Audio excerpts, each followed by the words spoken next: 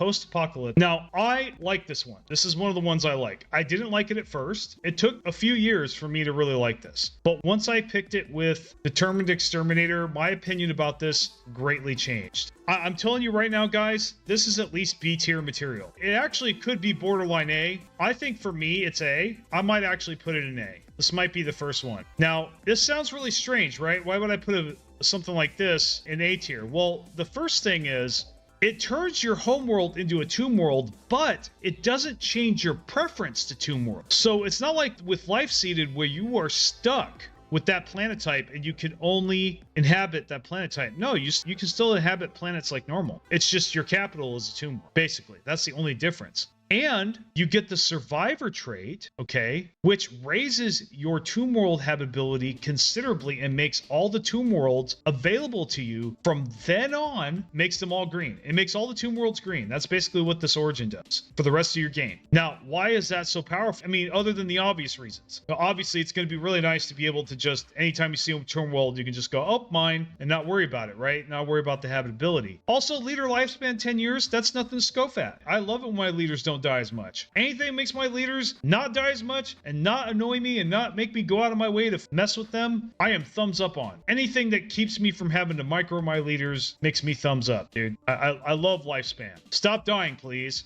Now, it says does not have species type machine, but that puzzles me. They must have recently changed this. However, you would think that would reduce its points. It actually doesn't, because it just makes it a little more niche. It makes it a little more niche than it was. Actually, it turns out that I was wrong about this, and I'll tell you why at the end of the video, and where its actual rank stands.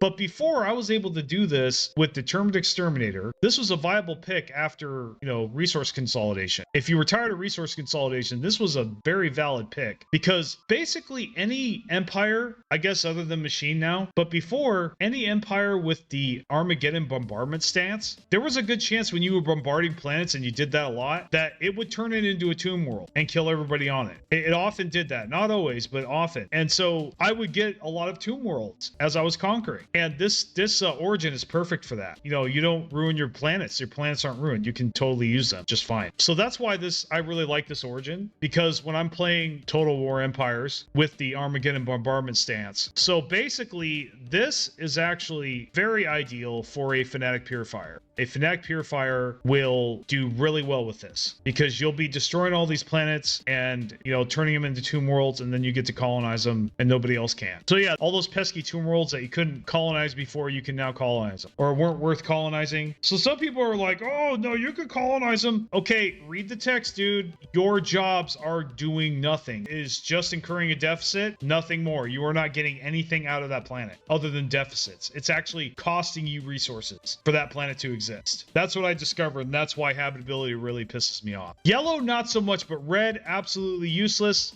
Maybe building fortresses. I'm gonna have to test that. So yeah, post-apocalyptic, since it says no machine, that does knock it down slightly, so we will just stick that in the B tier here. Hey guys, I usually do not make you wait till the end to give my actual tier classification and verdict, but this goes straight back into the A tier, because I just realized that, yes, Determined Exterminator and Machine Empires do have their version of post-apocalyptic, which is radioactive rovers. Okay, so if you are playing a Machine Empire, pick up radioactive rovers. So yes, A tier. This is the end of the video, so you could off-click now if you want to. But I encourage you to stick around for more messages here, because I have a few things I want to say.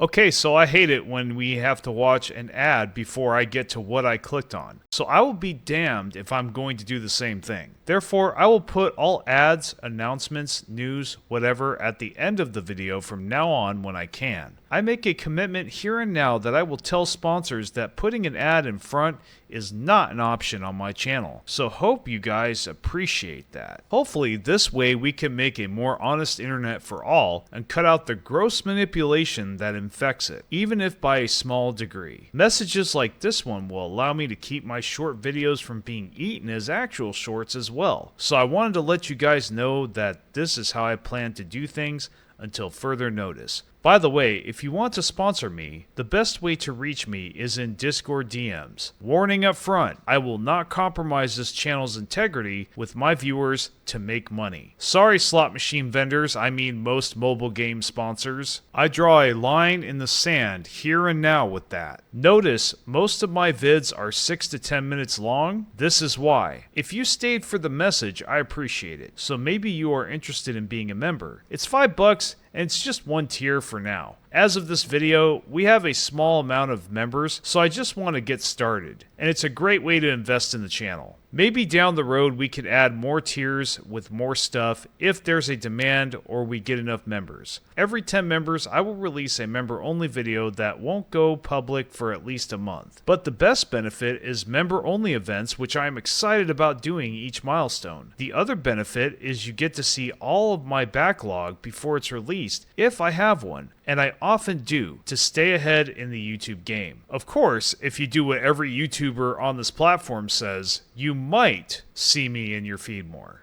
This video and many others after February were clipped from one of my live streams, which I highly encourage you to join. I am also active and most importantly, reachable in Discord. And if I deserve it, you can always super chat and super thanks and whatnot. Comments are also highly encouraged and keep me honest, so thank you if you leave them. Thank you for the view and the watch time, and I will see you again soon.